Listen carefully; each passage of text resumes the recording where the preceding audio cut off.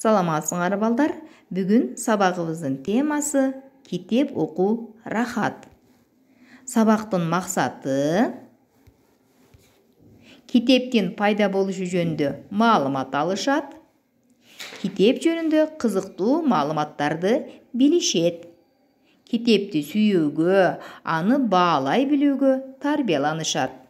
Азаматсыңар балдарында кунт коюп көңүл бөлөбүз. Китеп жөнүндө ар кандай кызыктуу маалыматтар көп. Балдар ар дайым китепти көп окусаңар сөз байлыгыңар өсөт. Китеп окуу менен өзүңөрдүн чечендик өнөрүңөрдү өстүрө аласыңар.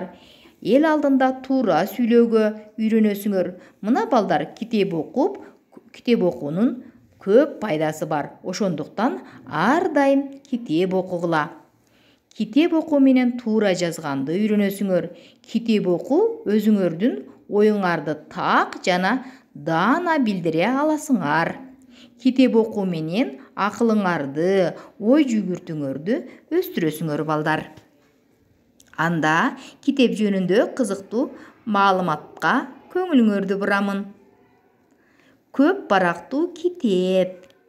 Ал 23.675 беттен турат. Көрдүңөр балдар? Көп барактуу китеп 23.675 беттен турат. Ошондой эле эң чоң китеп да бар. Ал эң чоң китеп Дубайда чыккан. Анын узуну 8 метр, ал эми туурасы болсо 5 метр. Ал эми анын салмагы 1500 килограммды түзгөн балдар.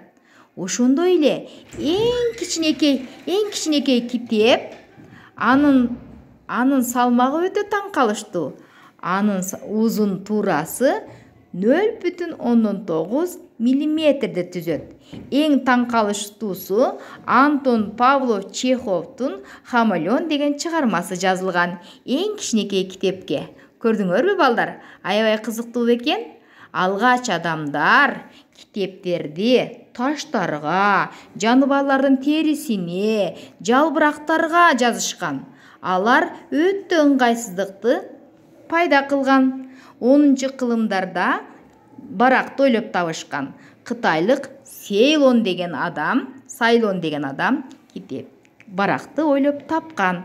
Анда көңүлүңөрдү китеп окууга бурамын.